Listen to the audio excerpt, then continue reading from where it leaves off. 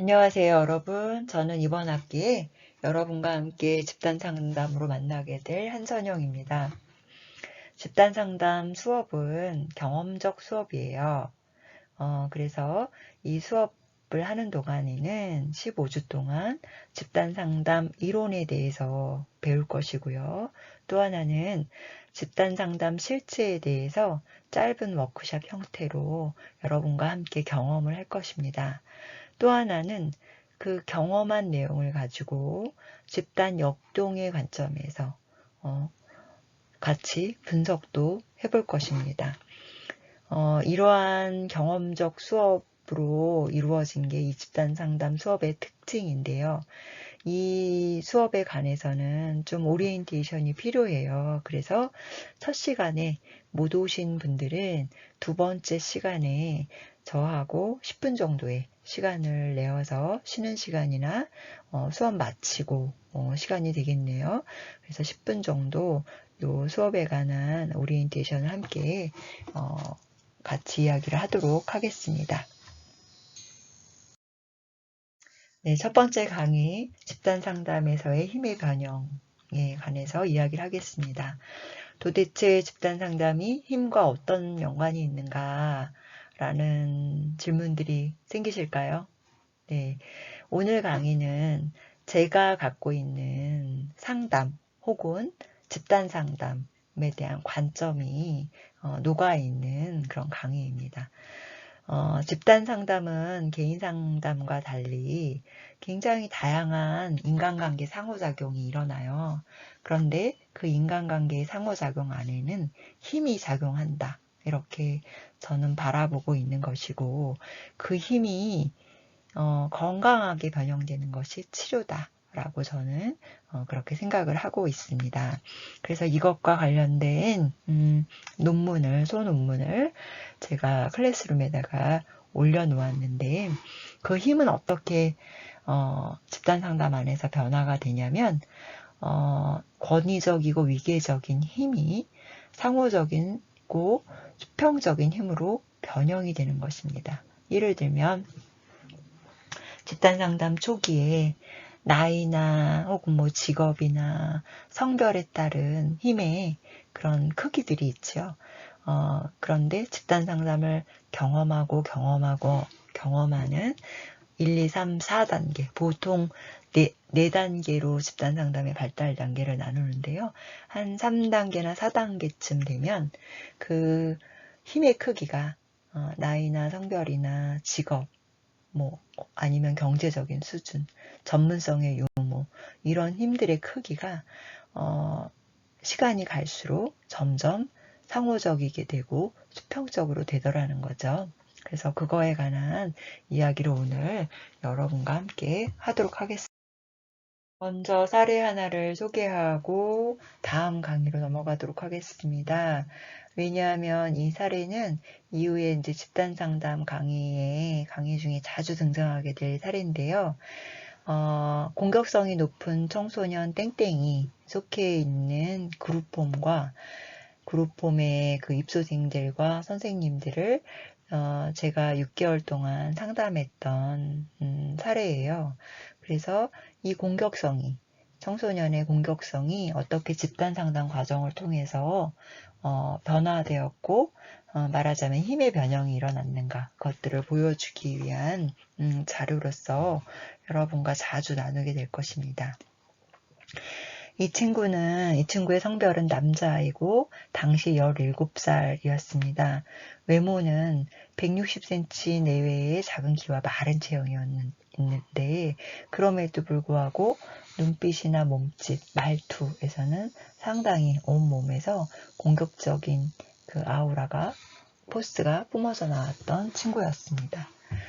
이 친구의 성장 배경은 미성년이었던 엄마와 20대 초반인 아빠의 둘째 아이로 아이가 태어났고요. 그런데 엄마가 도무지 애 둘은 못 키우겠다. 이렇게 양육을 거부해서 1살부터 보육원에 맡겨졌습니다. 이 친구는 보육원에서 성장하면서 이제 잦은 폭력에 노출이 되었습니다. 많이 맞기도 했고 또 힘이 커진 이후에는 많이 때리기도 했고 하면서 잦은 폭력, 그 폭력적인 상황들이 굉장히 익숙한 상황 속에서 살았고요. 그리고 또 그런 성장 과정에서 어떠한 신념을 형성을 하게 됐냐면 내가 강해져야 된다. 왜냐하면 맞지 않기 위해서. 이런 신념을 형성을 하였고 그로 인해서 권투와 같은 이렇게 싸움에 능한 운동들 있죠. 권투와 같은 다양한 운동을 하게 되었습니다. 이 친구의 또 성장 배경에서 특이사항은 중3 때 9개월간 소년원 생활을 했어요. 그 이유는 밝히기를 원하지 않았어요. 그래서 저도 이 친구의 이제 그 프라이버시를 존중하고 그 권리를 존중하기 위해서 저도 그 이유에 대해서는 이야기하지 않겠습니다. 출소 후에 보호관찰 기간 중에 교육청에 소속된 대한고등학교와 그룹홈, 가정형 생활보호기관인 그룹홈에 각각 연계되었습니다. 그래서 이 그룹홈에 있는 이제 선생님들과 아이들을 상담을 한 것이죠. 의뢰 사연은 뭐였냐면 일단은 이 친구가 속해 있는 그룹홈과 학교 두 곳이 주요한데 둘 다에서 학교에서는 수업방해, 교권 침해 등으로 해서 교사들과 친구들에게 많은 힘듦, 고통을 주었고요. 또 그룹홈에서도 초등학생 중에 특정 대상에게 화를 굉장히 많이 폭발했고 또 선생님들과도 집단상담 첫 회기에 선생님과의 갈등으로 집단상담 첫 회기가 이제 이루어졌던 그 기억이 있는데 선생님과의 갈등도 컸습니다. 항상 이 친구가 갈 때마다 그룹홈이든 학교든 긴장감을 주었고요. 그럼에도 불구하고 이 친구가 갖고 있는 환경적인 자원이 있었는데 자원은 뭐냐면은 일단은 이 그룹홈도 그렇고 학교나 또 학교가 상담을 의뢰한 위스쿨 이런 기관들이 상당히 이 친구에게는 좋은 자원이었어요. 그룹홈은 대표님도 그렇고 선생님들도 그렇고 그 입소생들에게 상당히 돌봄지향적인 그런 마인드가 계셨고요. 어떤 생활하는 것이나 정서적인 어떤 케어를 건강하게 그렇게 하려고 많이 애쓰시는 그런 분위기가 형성된 그룹홈이었고 학교나 위스쿨 선생님들도 이 친구의 치료와 또 어떤 성장, 건강한 성장에 많은 관심과 케어가 있으셨고 또 저는 상담자로 갔지만 저하고의 이런 회의, 이 친구와 그룹홈 상담을 원활하게 하기 위한 회의를 그룹홈 선생님도 들어오시고 학교 선생님도 들어오시고 또 위스쿨 선생님도 들어오시고 이렇게 하면서 상당히 많이 협력적으로 했던 그런 경험이 제가 있습니다. 또 개인적인 자원은 이 친구는 일단 자기 관리가 깔끔했어요. 자기의 특히 외모 관리가 깔끔했고요. 이 말은 자원이죠. 그래도 자기를 관리할 수 있는 자기 관리 능력이 되는구나. 상당한 자원이라고 볼 수 있고 또 하나는 자기 권리나 의견에 대한 주장 능력이 있습니다. 자기 권리나 의견에 대한 주장 능력이 과하면 공격성이 되겠지만 적절한 것은 독립적이고 자기 경계가 분명한 거잖아요. 그래서 이것들을 자원이라고 볼 수 있습니다. 그 다음 가면 집단상담의 특징에 대해서 이제부터 몇 가지를 이야기를 하도록 하겠습니다. 집단상담의 특징으로는 맨 첫 번째로 축소된 사회다. 집단상담은 축소된 사회다. 이렇게 말할 수 있어요. 왜냐하면 집단상담 안에는 서로 다른 연령과 성별과 직업과 국가와 경제적 수준 혹은 전문성의 수준 이런 것들이 다른 참여자들이 이렇게 들어오게 됩니다. 물론 같은 연령을 하기도 하죠. 같은 연령. 예를 들면 제가 학급 상담을 할 때도 있어요. 학급 상담. 그러면은 나이가 같죠. 나이가 같지만 한 학급 안에는 서로 다른 연령은 같지만 서로 다른 성별도 있고 또 가정 환경이 또 서로 달라요. 가정 환경의 경제적인 수준, 부모님의 교육 수준, 이런 것들이 다 다르죠? 네. 그 다음에 이 친구의 또, 그러니까 연령은 같지만 이 친구의 지적인 능력, 인지적인 능력, 어떤 정신건강의 건강성의 정도, 이런 거요. 장애가 있느냐 없느냐, 이런 거에 따라서 또 다 다른 이제 참여자들로 구성이 됩니다. 그래서 집단 상담을 시작하면 어떤 것들이 일어나냐면, 처음에는, 초기에는 굉장히 모범적으로 참여해요, 구성원들이. 그런데 두 번째 단계쯤 되면 이제 축소된 사회로서의 현상들이 나타나는데, 그게 뭐냐면 전이 현상입니다. 전이라는 건 뭐냐면, 이 환경이 조금 더 편해지면 내가 사회에서 하던 모습, 그 다음에 내가 집에서 하던 모습, 가정에서 하던 모습, 가정에서 맺던 어떤 관계의 패턴들이 집단 상담 안에서도 다시 재현된다는 그런 의미예요. 다시 재현되면 어떤 것들이 일어나냐면, 집단 안에서 역동이 일어나요. 전이로 인한 내면적, 관계적, 행동적 역동이 일어나게 돼요. 어린 시절에 아버지랑 관계가 안 좋았어요. 왜냐면 아버지가 뭐만 하면 때리셨고, 그래서 아버지에 대한 상당한 무서움과 아버지 앞에서는 자기 표현을 못하다가 이제 사춘기가 되고 이렇게 힘이 커지면서 아버지에게 이제 대항했던 그런 모습들이, 예를 들면 너무나 공격적이고 폭력적인 그런 사람이 있다고 칩시다. 그러면은 그런 관계의 패턴이 집단 안에서도 일어나는 거예요.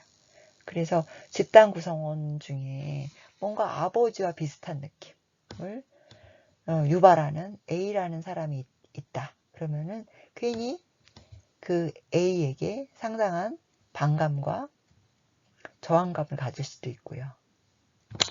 그쵸? 근데 대부분 이런 전이현상이 집단 구성원 중에 맨 처음에는 누구에게 많이 일어나냐면 치료자에게 많이 일어나요.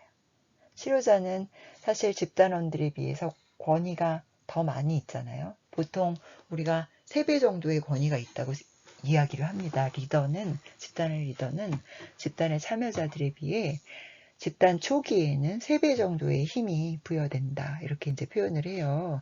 그러나 집단이 중후기로 갈수록 그 힘의 크기가 줄어든다, 이렇게 표현을 하거든요. 그랬을 때 힘이 있는 치료자가, 남자든 여자든 힘이 있는 치료자에 대한 다양한 전이 현상들이 일어나요. 어떤 구성원은 되게 의지하려고 하고, 엄마처럼. 어떤 구성원은 조금 전에 얘기한 것처럼 이 치료자라는 자체만으로도 되게 반감을 갖고, 권위 자체에 대한 뭐라 그래요? 반감이라고 할까요? 저항감이라고 할까요? 그런 것도 있고요. 네. 그 다음에 치료자를 또 문제 해결사로, 만능 문제 해결사로 바라보면서 이렇게 생각하는 경우도 있어요. 그래서 슈퍼맨이죠. 슈퍼맨이나 슈퍼우먼이 되어주기를, 모든 내가 못하는 것들을 다 해결해주기를 바라는 그런 것들이 모두 전이현상입니다. 치료자뿐만 아니라 그룹에서는, 보통 개인 상담에서는 치료자에게 이런 것들이 이제 일어나게 됩니다. 그런데 집단 상담에서는 치료자도 있지만 집단원들에게도 전이현상이 일어나게 됩니다. 그래서 좋은 집단 상담 경험, 집단 상담의 치료적인 경험이라는 것은 무엇이냐면, 이런 전이로 인해서 말하자면은 그런 내면적으로도 그렇고 관계도 그렇고 행동적으로도 그렇고 좋지 않은 역동이 일어나잖아요. 역기능 역동이 일어나는데, 집단 상담에서는 그런 대인관계의 역기능 경험들이 제 경험이 일어나는 장소, 제 경험이 일어나게 됩니다. 그래서 아버지랑 비슷하다고 느낀 어떤 집단원에게 공개적으로 마음을 표현하고, 그런데 그 당사자의 느낌을 들으면서 내가 저 사람을 아버지로서 보고 있구나 라는 자기 자각도 일어나고, 그러면 그 사람을 아버지로서 보는 것이 아니라 중년인 한 남성의 외로움과 그런 무게감, 책임감, 그런 것들을 느낄 수 있는 어떤 계기들이 집단 안에 생긴다는 거죠. 그러면서 대인관계를 재경험하는 경험들이 일어나게 됩니다. 힘의 병영 관점에서 생각을 해본다면 이 축소된 사회에서 다양한 배경을 지닌 구성원들 안에서 이런 권위적인 힘의 양상들이 나타나게 됩니다. 그래서 조금 전에 얘기한 그 청소년 친구는 우선은 그 집단원에서 그 그룹홈에서 힘이 약한 초등 친구를 집단 초기에 엄청 째려보고 그 초등학교 친구가 엄청 산만한 친구였어요.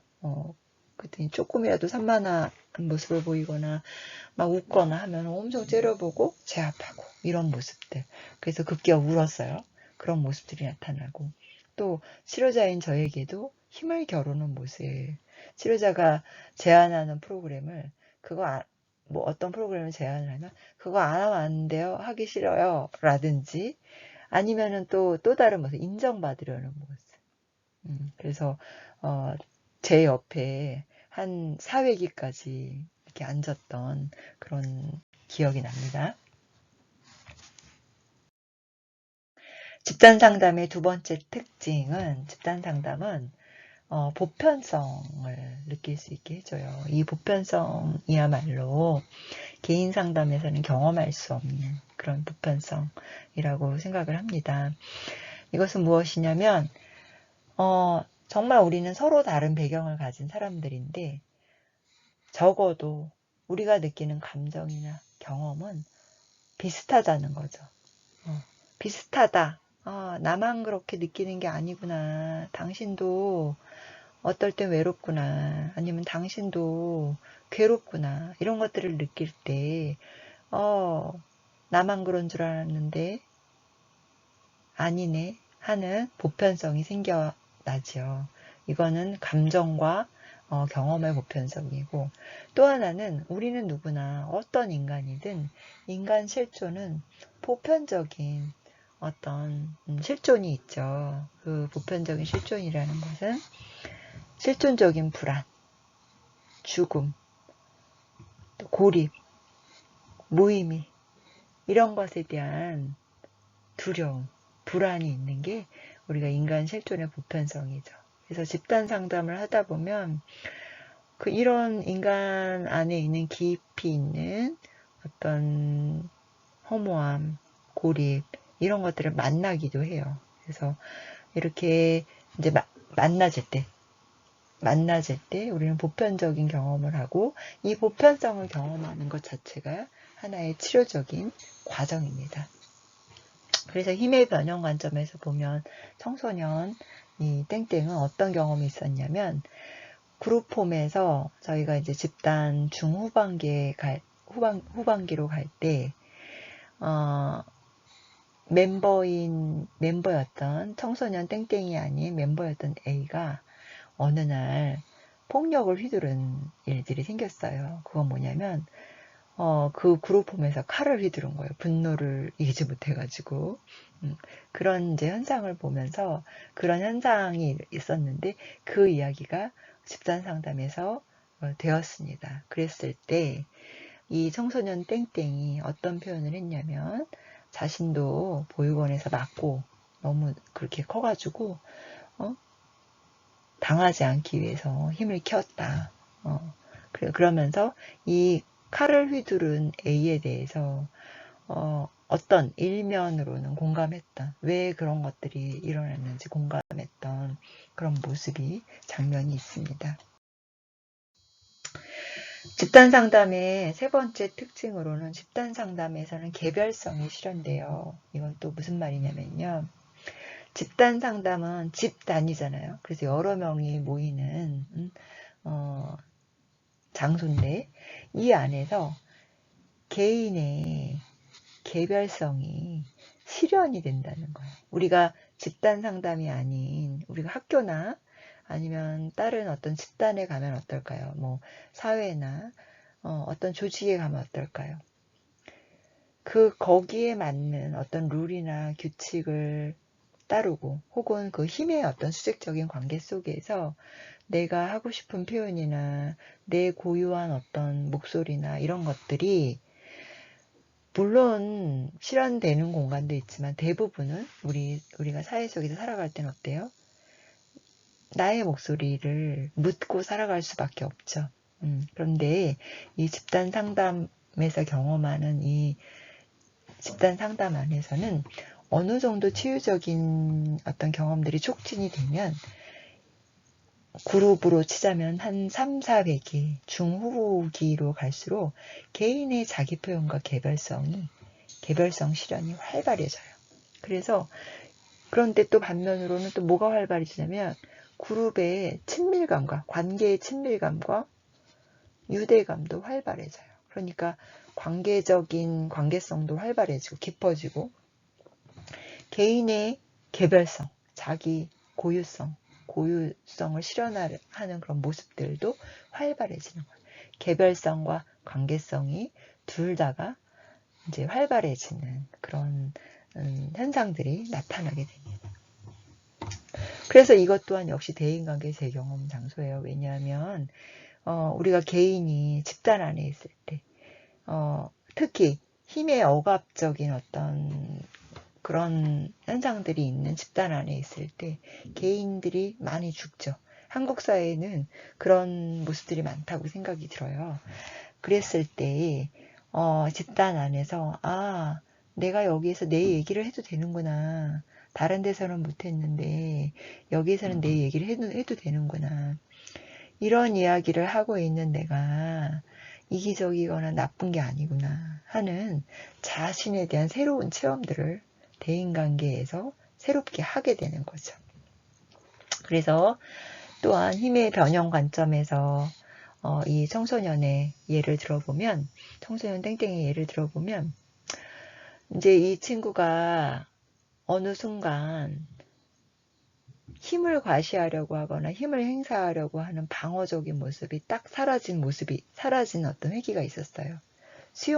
이렇게 집단 안에서 많이 수용받은 이후에 사라졌지자 이 친구가 뭘 했냐면은 자기가 좋아하는 시가 있다. 그러면서 이 시를 그룹에서 발표했어요. 네. 그룹홈에서 계속 살았지만 그룹홈에서는 전혀 없었던 이렇게 집단 상담이 아닌 다른 상황 속에서는 드러나지 않았던 이 친구의 고유한 참 예쁜 그런 모습이었어요. 그 시를 읽을 때 눈빛이 정말 너무 많이 순하고 목소리도 너무 좋고 그래서 그룹원들이 막 박수를 쳐줬던 기억이 나거든요. 이렇게 뭔가 이 집단이 이 그룹이 안전하고 뭔가 이 안에서는 내가 나다운 어떤 가치나 나다운 모습들을 이렇게 표현해도 되겠다 하면 이런 또 예쁜 모습들이 나타나기도 합니다. 또 하나 집단 상담의 이제 특징으로는 집단 상담은 피드백이 활발해요. 개인 상담에서는 치료자만 피드백을 하지만 집단 상담에서는 오히려 치료자들보다는 집단원들이 피드백을 많이 합니다. 그러면 치료자의 역할은 뭐냐? 치료자가 물론 땡땡이에게 피드백을 해주기도 하겠죠? 치료자가.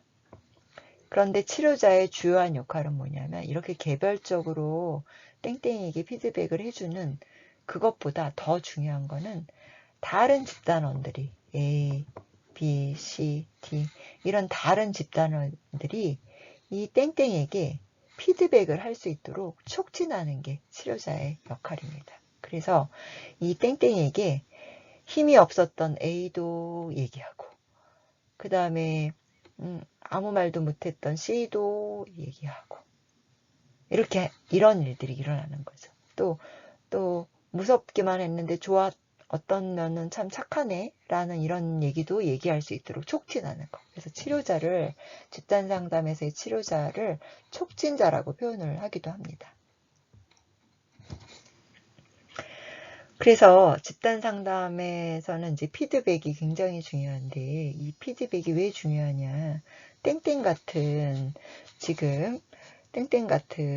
폭력적이고 또 공격적인 친구들에게 혹은 너무나 의존적인 어떤 사람들에게 이런 피드백들이 굉장히 중요하죠. 물론 상호 신뢰가 형성된 그룹의 단계 이후에.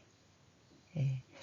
그래서 지금 보면 땡땡 같은 경우에도 어느 날 그룹폰 구성원들이 형 너무 무섭다 이렇게 얘기를 했어요. 한 두세 명이 얘기를 했어요. 그랬더니 깜짝 놀라는 거. 내가 뭐가 무서워 이러면서 자기를 무서워한다라는 것 자체를 받아들이질 않더라고요. 자기가 무서운지 몰랐나 봐. 처음에는 엄청 부정했는데 나중에는 그 얘기에 그 얘기를 굉장히 놀랍게 이렇게 받아들이다가 나중에는 수용을 했어요.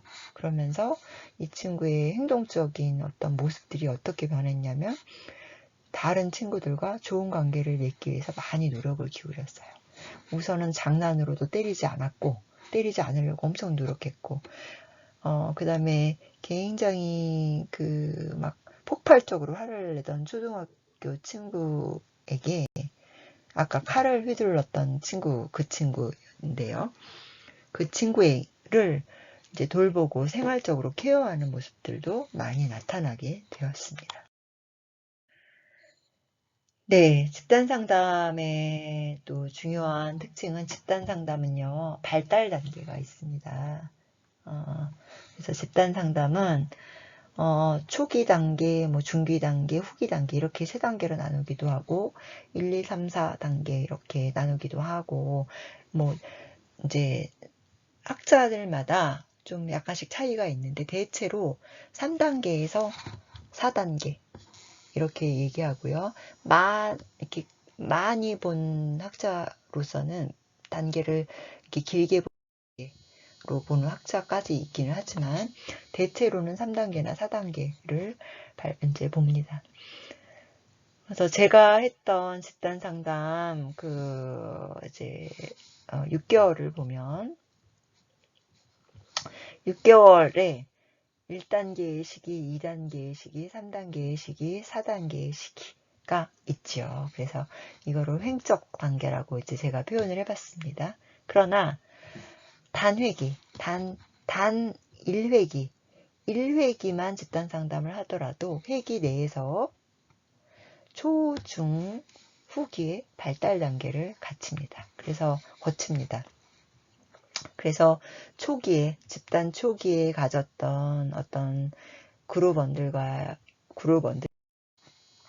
집단 후기에 이렇게 만날 수 있는 그룹원들의 관계성이 약간씩은 변화가 되죠. 그래서 이렇게 발달 단계가 있다라고 하는 것을 보시면 될 것 같습니다. 그래서 힘의 변형 관점에서는 이것만 제가 읽겠습니다. 힘의 변형 관점에서 발달 단계를 정의해 본다면 이 발달 단계는 권위적이고 위계적인 힘이 상호적이고 수평적인 힘으로 변형되어 가는 과정이다. 이렇게 말을 할 수 있겠습니다. 또 집단 상담은 그룹의 시너지 혹은 그룹의 파워가 엄청나요. 그래서 말하자면 지금 제가 여기 이제 그림을 표현했는데 이게 그룹 다이나믹스 그림입니다. 여러분이 저랑 이제 공부를 하시면서 이 그룹 다이나믹스에 대해서 배우실 거예요. 그룹 다이나믹스 옆에 뭐라고 표현이 되어 있냐면 4단계라고 표현이 되어 있습니다. 지금 아까 사실 제가 청소년 땡땡 이렇게 표현한 친구가 누구냐면 여기에 있는 힘짱이라는 이제 친구예요.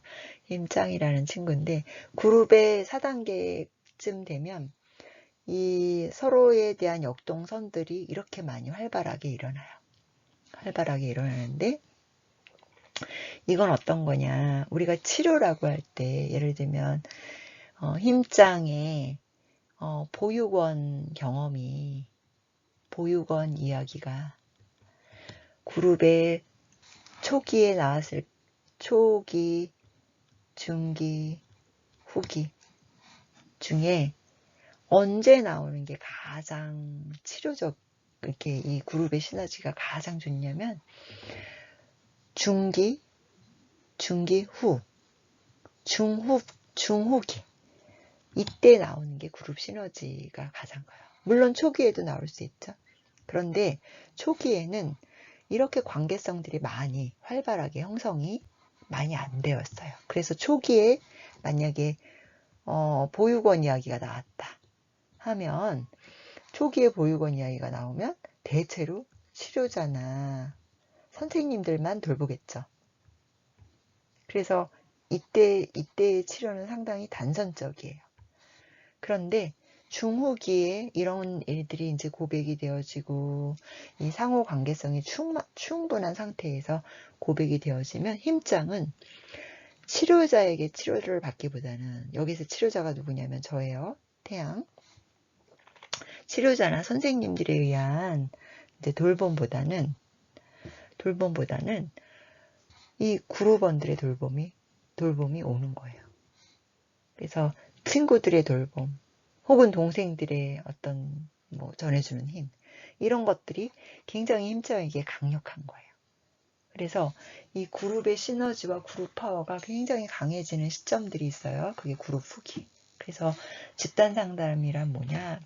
바로 이 그룹의 시너지를 활용한, 그룹의 파워를 활용한 치료예요. 그래서 치료자에 의한 치료라기보다는 그룹의 시너지를, 말하자면 치료자가 촉진해서 이 그룹의 파워로, 그룹의 시너지로 치료하는 것이 이제 그룹 집단 상담의 특징이다라고 볼 수 있습니다. 그런데 이 부분에서 사실 집단 상담가들마다 많은 차이들이 있어요. 이제 어떤 이론이냐에 따라도 차이가 있고, 어떤 상담가는 집단으로 모였지만 상당히 치료자 중심의 치료를 해요. 그런데 우리가 집단 상담이라고 했을 때는 집단 역동에 의한 치료를 집단 역동, 즉 그룹 시너지, 그룹 파워, 그룹 역동, 그룹 다이나믹스로 치료하는 것을 집단 상담이라고 일컫습니다. 네, 그래서 지금 땡땡 힘장을 보면 그룹 후반부로 갈수록 공감하고 축복하는 그룹의 분위기가 이미 벌써 힘장이 어떤 힘든 이야기를 했을 때 처음에는 두세 명 치료자나 리더에 의한 공감을 받지만 나중에 이 그룹의 파워가 형성된 이후에 이제 그런 이렇게 그룹으로 받는 어떤 치료는 모두에게서 치료를 받는 거죠. 그렇기 때문에 이 힘과 파워가 엄청 강력하다는 것입니다. 예, 두 번째 주제로 넘어가겠습니다. 두 번째 주제로 이제 넘어가기 전에 저희가 이제 그룹의 단계가 있었다라고 지금 조금 전에 제가 말씀을 드렸고, 그룹의 단계는 저는 4단계로 나누는 것을 좋아합니다. 그래서 초기 단계에서는 서로 다른 힘의 크기를 가진 구성원들이 온다고 했잖아요. 그러면 과연 그 힘이란 무엇인가, 그 힘의 정체가 무엇인가, 이런 거에 민감할 필요가 있어요. 그래서 우리가 그룹을 맞췄을 때 1단계, 2단계, 3단계, 4단계를 맞췄을 때 그룹을 종료한 이 시점에 무엇이 변했나 라고 봤을 때 그걸 측정할 수 있는 어떤 그 기준이 힘이 될 수 있겠다라는 생각이 듭니다. 그래서 힘이란 무엇인가 라는 것을 여러분과 함께 이제 이야기할 필요가 있는 것 같아요. 힘이란 무엇인가를 이야기를 하겠습니다. 힘은 그 자체로는 좋지도 않고 나쁘지도 않은 중립적인 것이라고 할 수 있겠죠. 하지만 좋고 나쁜 그 힘이 어떻게 이제 정의가 되어질 수 있나. 예를 들면 청소년 땡땡의 힘장의 그 공격성은 좋지 않은 힘이죠. 부정적인 힘이죠. 그 부정적인 힘은 어떻게 정의가 되느냐. 그룹홈 안에서 학교의 친구나 선생님들과의 관계 안에서 상당히 폭력적으로 그 힘이 사용되었다. 일방적으로 사용되었다. 라고 하는 거죠. 그래서 긍정적인 힘이나 부정적인 힘은 그 관계적인 맥락 안에서 정의할 수 있습니다. 그 힘이라는 것 자체는 이제 중립적인 것이고요. 그래서 프롬이라는 이제 학자는 그 중립적인 힘에 대해서 뭐라고 표현했냐면, 인간 내면에는 모두가 저마다의 고유한 힘이 있다, 이렇게 이야기를 해요. 이 고유한 힘은 긍정적인 것도 아니고 부정적인 것도 아니에요. 다만 인간 안에 힘이 있다. 뭔가 에너지가 있어서 어딘가로 향하게 된다. 그런데 긍정적으로 향하게 되면 긍정적인 힘이 되지만 부정적으로 향할 수도 있죠. 그러면은 부정적인 힘이 되는 것입니다. 그래서 조금 전에 제가 말씀드린 에릭 프롬의 이제 개념을 가지고 얘기를 해보면, 에릭 프롬은 중립적인 힘에 대해서 맨 처음에 이야기합니다. 인간 안에는 누구나 고유한 잠재적인 힘이 있다, 이렇게 이야기를 해요. 그리고 그 힘은 반드시 실현되게 되어 있다. 반드시 실현되게 되어 있다. 네. 그런데 그 힘이 건강하게 실현되는 것, 이것이 이제 위쪽에 있는 거예요.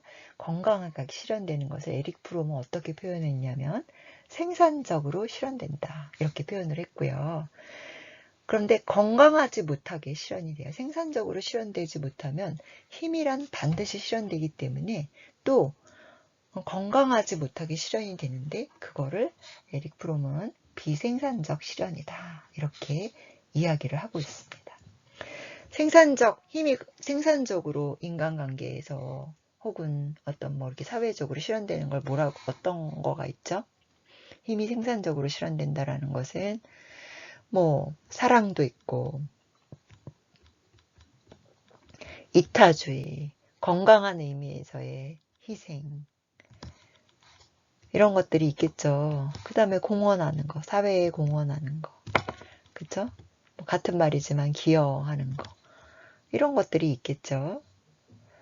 그런데 건강하지 못한 힘들은 어떤 걸까요? 네, 건강하지 못한 것들을 이제 이 부분을 저희가 많이 살펴볼 건데, 힘을 분석하기 위해서 에릭 프롬은 그 건강하지 못한 비생산적인 힘들을 권위주의라고도 표현을 하고요. 마조히즘, 사디즘, 그 다음에 파괴성.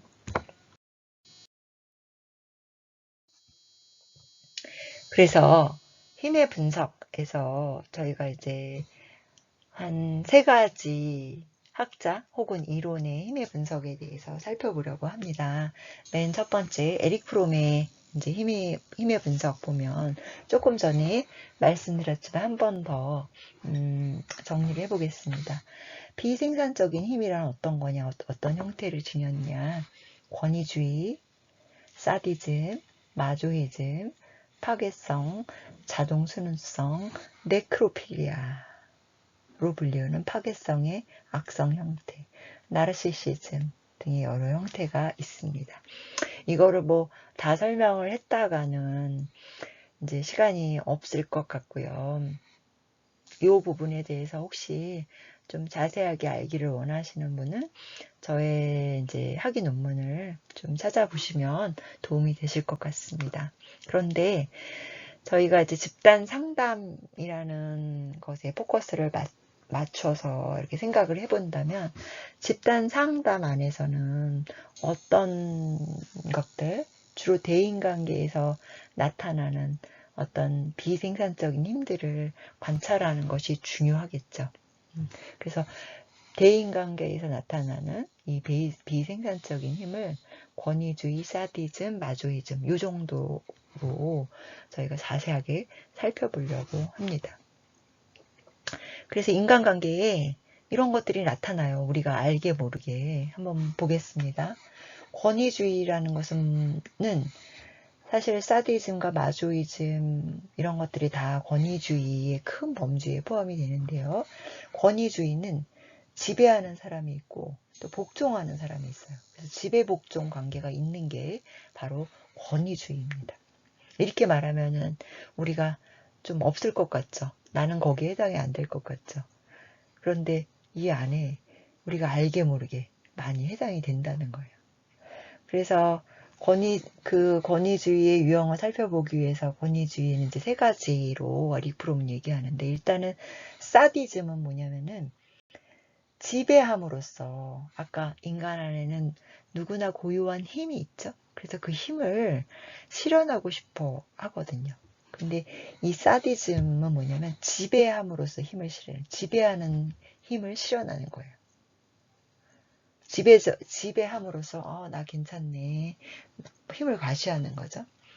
그런데 그렇기 때문에 이 사디스트들은 피지배자가 반드시 있어야 돼요. 피지배자가 없으면 이 사디스트들은 우울해요. 예, 내가 지배할 어떤 대상이나 지배할 어떤 무언가가 없으면 내 힘을 실현할 그 대상을 상실한 거죠. 그렇기 때문에 이 사디스트도 피지배자에게 의존적이다. 이렇게 이제 이야기를 하고 있습니다. 마조이즘은 복종이에요. 복종, 의존함으로 힘을 입증하는 거예요. 자기 힘을 자기 스스로가 입증할 수 없기 때문에 누군가에게 의존하고 누군가에게 복종하고 누군가와 일치함으로써 자기의 힘을 입증하는 것입니다. 그렇기 때문에 마조이즘은 지배자에게 의존하는 거죠. 그래서 사디즘과 마조이즘은 짝이에요. 짝으로 많이 이렇게 엮여지고요. 보통 알코올릭이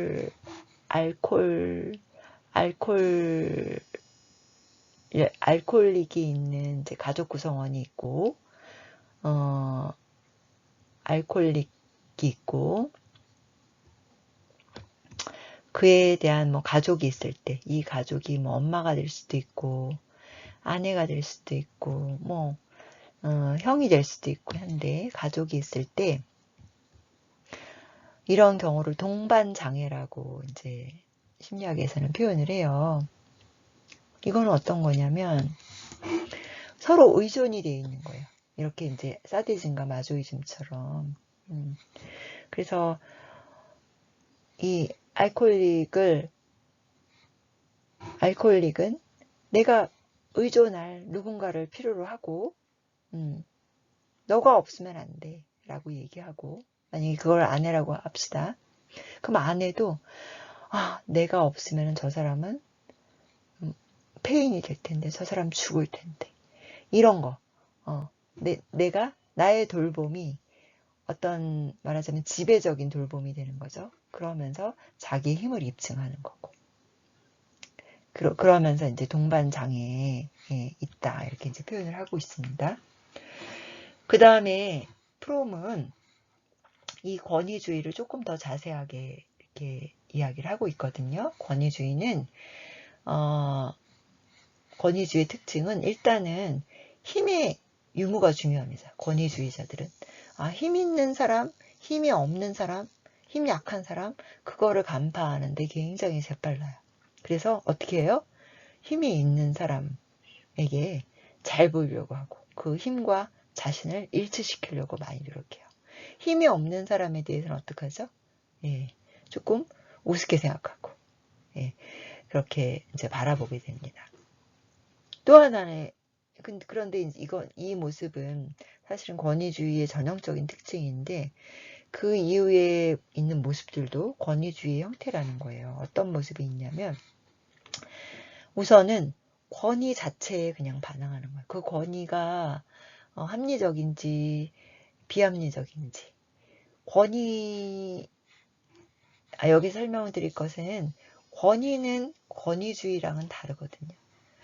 모든 권위가 나쁜 건 아니거든요. 근데 권위주의는 나빠요. 그런데 권위주의자인 경우에는 모든 권위 자체에 반항한다는 거예요. 그래서 이거는 정말 좋은 권위가 있고 나를 도와주는 권위가 있고 합리적인 어떤 권위자가 있잖아요. 권위자가 있는데 그냥 그 자체라서 싫어하고 거부하는 거예요. 우리 소위 말해서 꼰대라는 이름 자체도 사실 이 권위주의의 표현이에요. 요즘에는 나이 많은 분들이 자기 스스로를 자칭 표현하기를 꼰대라서 이렇게 얘기도 하고, 또 나이 어린 분들이 막 이렇게 막 꼰대, 나이 많은 분들에 대해서 그렇게 이제 표현을 하기도 하는데, 이 꼰대라는 말 속에서는 권위주의적인 어떤 표현들이 이렇게 포함이 되어 있다라고 저는 생각을 합니다. 그래서 그냥 덮어놓고 거부를 하는 거죠. 모든 권위 자체를, 모든 지도력 자체를 거부하는. 그래서 이거를 프롬은 그건 혁명이 아니라 반역이다. 이렇게 이제 표현을 합니다. 또 하나의 권위주의 형태는 뭐냐면 운명에 순응하는 것입니다. 네, 우리 교회 다니는 분들 중에도 전보로 다니는 분들 많아요. 네, 어떤 의존하는 거예요. 운명에 의존하고 또 어떤 신앙적인 어떤 그런 부분들도 굉장히 운명론 쪽으로 접근하는 분들도 많이 있죠. 이러한 형태도 권위주의 형태입니다. 또 하나는 권력자와 자신을 일치시켜서 대신 내는 용기다. 이렇게 이제 표현을 합니다. 네. 그 권력자가 갖고 있는 힘이 어떤 종류인지 합리적으로 평가하지 않고 무조건 힘이 있다라는 것 자체, 그것을 옳다라고 생각해서 그것 때문에 힘을 내서 대신 막 용기를 내는 거예요. 우리 여기에서는 색깔론 논쟁이 그렇죠. 또 뭐 많은 이제 예들이 있어요. 정치적인 예들이 있어요. 히틀러 시대에 히틀러와 일치시켜서 많은 유대인들을 학살한 그 고위 간부들과 있죠. 근데 그 간부들이 가정에서는 더할 나위 없는 가정적인 아버지였다는 거예요. 가정적인 남편이고 음악을 사랑하는 사람이었고 그런 이제 이야기들을 저희가 많이 듣잖아요. 그래서 어떤 순간에 이 권력자와 일치시켜서 용기를 대신 내고 그 용기는 아무도 막을 수가 없는 거죠. 누군가를 학살하고 누군가를 죽이고 그럴 수 있는 힘으로까지 발전할 수 있는 용기인 거죠. 그래서 이런 힘도 권위주의입니다. 마술적 의존. 그 프롬은 마술적 의존이라는 것을 이런 걸로 이제 비유해요. 갑자기 사랑에 빠져요. 그래서 사랑에 빠지면 뭐든지 그 배우자가 혹은 내 애인이 모든 걸 다 이렇게 다 해줄 것 같아. 그걸로 모든 게 다 해결이 될 것 같아. 나의 모든 어두운 면과 나의 모든 것들이 다 해결이 될 것 같아요. 그것들이 이제 마술적 의존이라고 그래요. 그래서 프롬이 쓴 유명한 책이 있잖아요.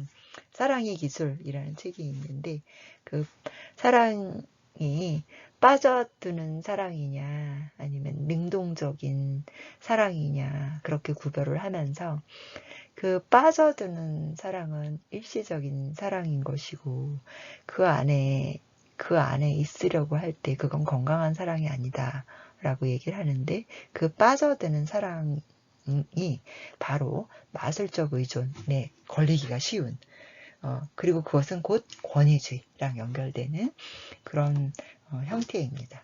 재미있죠? 권위주의가 우리가 알고 있는 그런 형태의 권위주의 말고도 이렇게 다양하게 있습니다. 그래서 힘장이라고 여기는 또 표현했네요. 힘장의 모습 속에 있는 권위적인 힘이 있는데 집단 초기에 나타났어요. 힘이 약한 집단원이나 선생님을 굉장히 무시하고 제압하는 모습이 있었고요. 그런데 권한이 큰, 힘이 큰 대표 선생님에게는 부당해도 막 소리를 지르고 막 그냥 비난하고 그래도 비교하고 비난하고 그래도 엄청 참고 있더라고요. 이런 것 또한 역시 권위주의의 모습이라고 볼 수 있습니다. 저희가 뒷부분에 한 2가지 정도 힘의 분석 부분들이 남아 있는데요. 이 부분은 토요일 본 수업에서 강의를 해야 될 것 같습니다.